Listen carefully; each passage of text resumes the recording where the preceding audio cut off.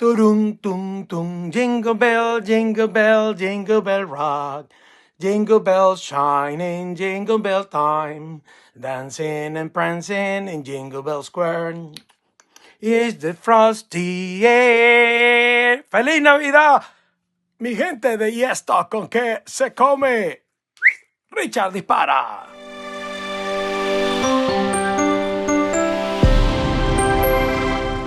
¿Qué pasó, mi gente? Bueno, estaba aquí, ya tú sabes, Navidad.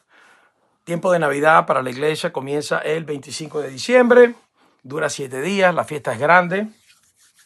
Así que a celebrar Navidad. Por eso los cristianos todo el tiempo decimos Feliz Navidad, Feliz Navidad, Feliz Navidad. Espero que hayan tenido una buena preparación durante su Navidad, que hayan pasado una noche en familia, que hayan podido compartir ese amor, que hayan podido mirar a su alrededor y ver quiénes lo acompañaban, los que les acompañaban, todo lo que tenían a su alrededor, el techo sobre sus cabezas, el alimento en sus mesas, todo, y denle, y les hayan podido dar gracias a Dios. Si no lo han hecho, háganlo todavía. Es tiempo de gracia, es tiempo para poder celebrar y agradecer esto. Agradecer que el Señor hace grandes cosas por nosotros. Las lecturas de hoy, pues ya el cuarto domingo de Adviento se fue, cayó el fin de semana. Fuimos a la cárcel como corresponde. Esta vez fui el 24, el día 24. Estuvimos meditando las lecturas del Adviento, pero el día 25 era Navidad, o sea que ya que vamos a seguir hablando de preparación, si ya llegó el que iba a llegar, el Rey. Como se podrán dar cuenta, todavía estoy en pijamao. Este es un super gorro que tengo que viene acompañado de bufanda y con el que celebro siempre. O me lo pongo para la fiesta navideña, para las fotos, etcétera, etcétera. Las lecturas que vamos a estar meditando, por tanto, son las del día de Navidad. No la misa de gallo, no la de la misa de, ¿cómo se llama?, de vigilia, sino la misa de Navidad, ¿ok? Y para la misa de Navidad tenemos las siguientes lecturas que van a estar por aquí puestas, o las pone Richard por ahí en algún lado. La lectura del profeta Isaías, capítulo 52, de 7 al 10, en donde dice que hermoso es ver correr por los montes, ¿sí? Al mensajero de la paz, bla, bla, bla, toda aquella cosa maravillosa. Luego la segunda lectura es la carta a los Hebreos del 1 al 6, capítulo 1, versículos del 1 al 6. En distintas ocasiones y de muchas maneras habló Dios en el pasado a nuestros padres por boca de los profetas. Y la lectura del Evangelio de San Juan, capítulo 1, del 1 al 18. O bien el 1 del 1 al 5, del 9 al 14, dependiendo de cómo lo quieran hacer, corto o largo en la misa, pero nosotros vamos a hacerlo con la lectura capítulo 1 del 1 al 18.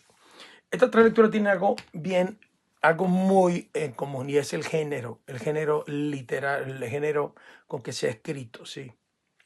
El género literario, la manera en que se escribió, y es prácticamente en una poesía. Ustedes lean las tres y se van a dar cuenta la riqueza que hay en ella.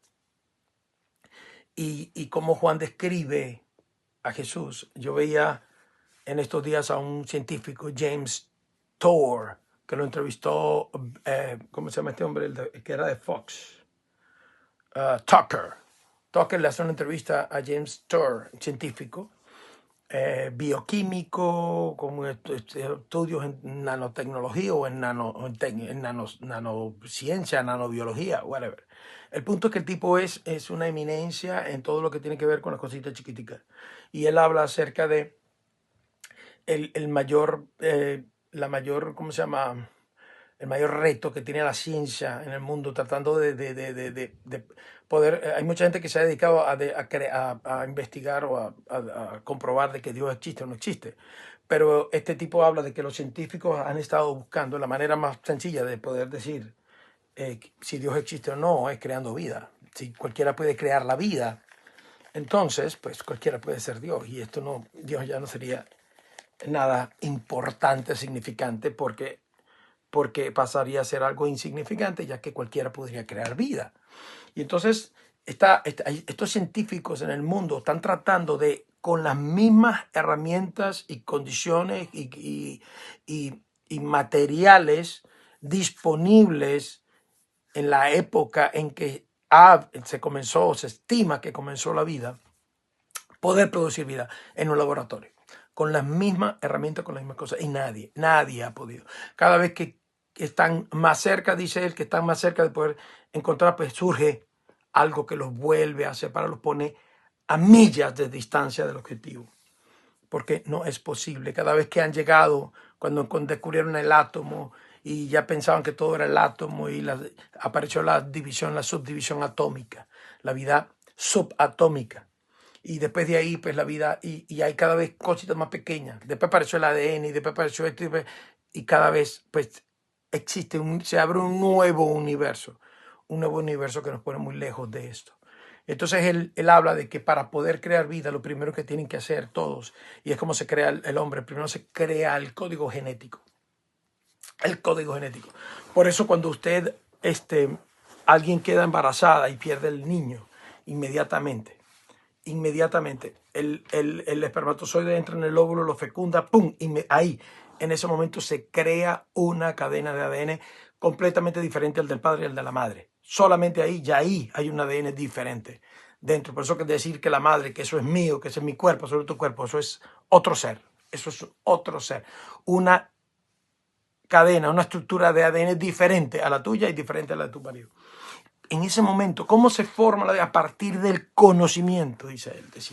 Y entonces el tipo, desarrollando su idea científica, empieza a hablar de su conversión, de cómo fue que él se encontró con Cristo cuando era muy joven, etcétera, y que toda su vida ha vivido viendo la ciencia con los ojos puestos en Cristo. Y entonces empieza a hablar de esta lectura del Evangelio según San Juan, de cómo todo fue creado a partir de, y dice, esa es el conocimiento que necesitamos. Primero se necesita tener el conocimiento sobre todo para crear. En el principio existía aquel que es la palabra, y aquel que es la palabra estaba en Dios y era Dios. Ya en el principio Él estaba con Dios. Todas las cosas vinieron a la existencia por Él, y sin Él nada empezó de cuanto existe. Él era la vida y la vida era la luz de los hombres. Entonces Él desarrolla toda una parte de la entrevista hablando de cómo era posible para que Juan, quien escribiera este evangelio, tuviera ese conocimiento 2000 años atrás, hace 2000 años atrás, cosa que ellos ahora es que están terminando de comprender. Pues sí, ese es Dios. Y te voy a decir una cosa más bonita todavía. Preparándome ahorita, terminando de hacer mi rutina, mis cosas de Semana Santa, terminé viendo una película cristiana y vi Risen. ¿Y por qué vi Risen? Porque estaba viendo una serie que se llama Roma, que es una serie que me salió ahí en HBO por el aniversario, está cumpliendo 20 años. Y bueno, me llamó la atención verla, un poquito fuerte en vaina, cosas como contenido sexual, pero ¿por qué? Porque lamentablemente esa era la vida de ellos, ¿no?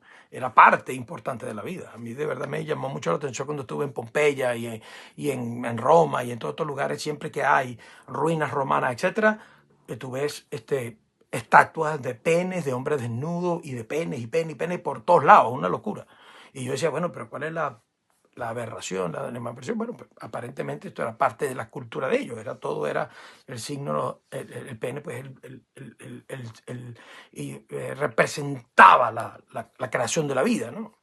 A partir de ahí, pues, se formaba la vida. Y ellos relacionaban de una manera distorsionada quizás, o fuera la parte de la realidad, pero ellos tenían sus creencias acerca de la creación, todo, y la vida y espiritual, y eran bien estructurados con esto.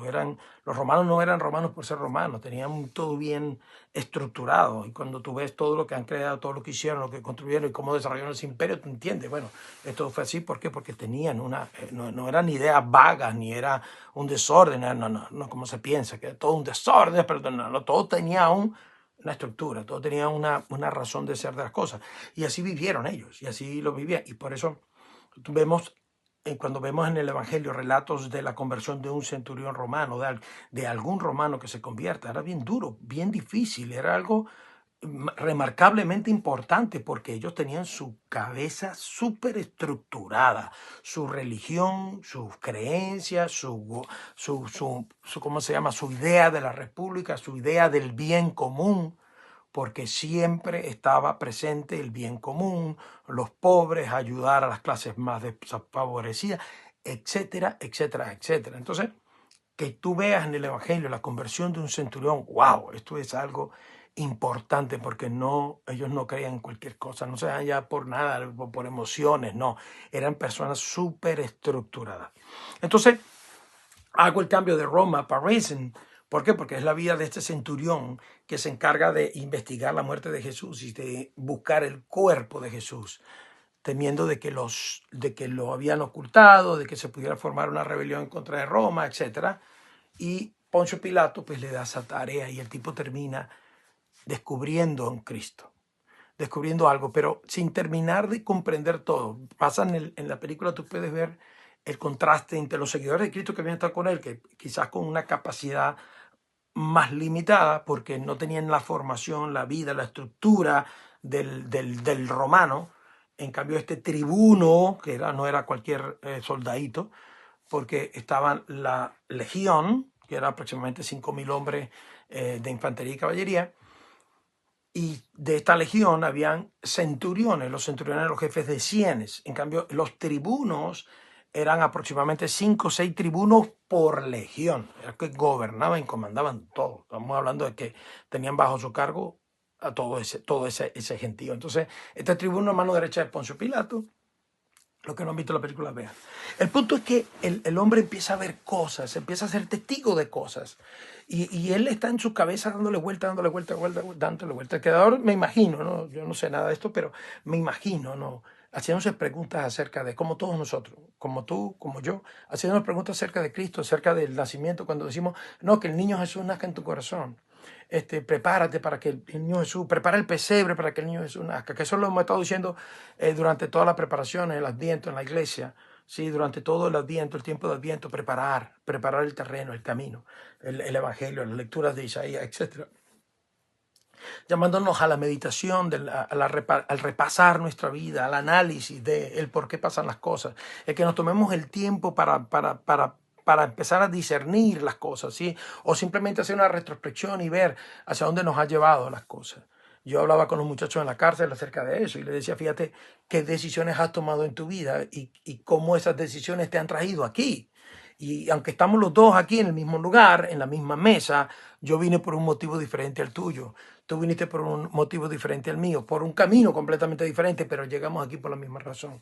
El Señor nos quería aquí hoy juntos los dos hablando de esto. Entonces,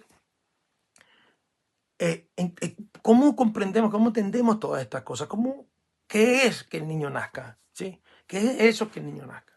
Y viendo las lecturas de hoy, la manera en que habla el profeta Isaías, cómo describe a los mensajeros de la paz, etc. Léanlo. Léanlo en silencio, apartaditos de todo, mediten esa lectura. Lean la lectura, la carta a los hebreos, cómo Pablo hace la descripción de todo esto, y quién era Jesús, y cómo controla, y por qué la diferenciación de los ángeles, cuál es el sentido de esto, meditemos esto. Y luego hagan la lectura de Juan, mediten la lectura de Juan, revisen la lectura de Juan. Y después, cuando hayan terminado de hacer todo esto, les voy a recomendar otra lectura más, para que terminen de comprender las cosas. Porque así como ese tribuno romano, ese tribuno romano, todos nosotros vamos por este mundo pensando de la misma manera.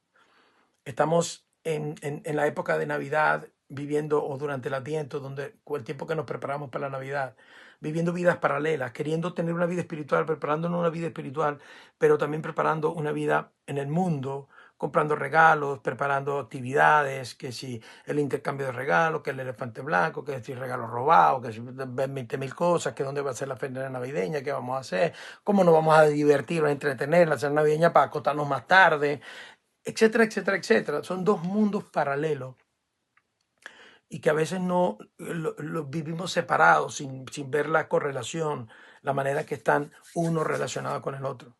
Y por eso que todas estas lecturas nos ayudan a entender de que no es aislado, una cosa no va separada de la otra, todo va junto. Es más, de una sola cosa es que depende todo, de nuestra vida espiritual. Y a partir de nuestra vida espiritual todo lo demás se crea. Por eso Jesús dice, busquen el reino y la justicia y todo lo demás vendrá por añadidura. Pero si todavía no entendemos y necesitamos que alguien nos haga una descripción bien desglosada de qué es esto de la Navidad, qué es que Cristo nazca en tu corazón, le voy a recomendar una lectura para que la hagan de la Sagrada Escritura. Vamos a ir a buscar en el libro de sabiduría. Y en el libro de sabiduría vamos a ir a buscar el capítulo 6. Lean el capítulo 6 de sabiduría hasta el 9. Esos 3 capítulos.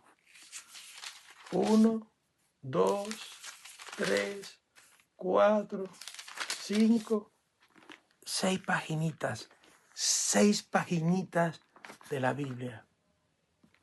Capítulo 6, 7, 8 y 9 de sabiduría. Minuciosamente, detallada por el geógrafo, cómo Salomón concebía la vida espiritual, los dones del Espíritu Santo, cómo tanto tiempo antes de que Jesús viniera, tanto tiempo antes de que se escribiera las lecturas que leímos en la Biblia, el Espíritu Santo había revelado a Salomón todas estas cosas. Había hecho crecer en su corazón el deseo de estas cosas. Ahí lo describe minuciosamente para todos los aspectos de la vida del hombre. ¿Qué significa que Cristo nazca en tu corazón? ¿Qué significa dejar que Cristo sea parte de tu vida? ¿Cómo se conectan nuestras dos realidades? Así que vamos a comenzar esta Navidad, este tiempo de Navidad, dejando tarea a mis hermanos, mis hermanas, y que el Señor Jesús finalmente nazca en sus corazones para que podamos comenzar a tener vidas plenas. Feliz Navidad de todo corazón, que puedan encontrar ese Cristo, que puedan llenarse de ese Cristo y que puedan transmitir, enseñar ese Cristo. Dios me los bendiga. ¿Y esto con qué se come? ¿Capítulo 70 o 71? ¿Quién está contando? ¡Llévatelo, Richard!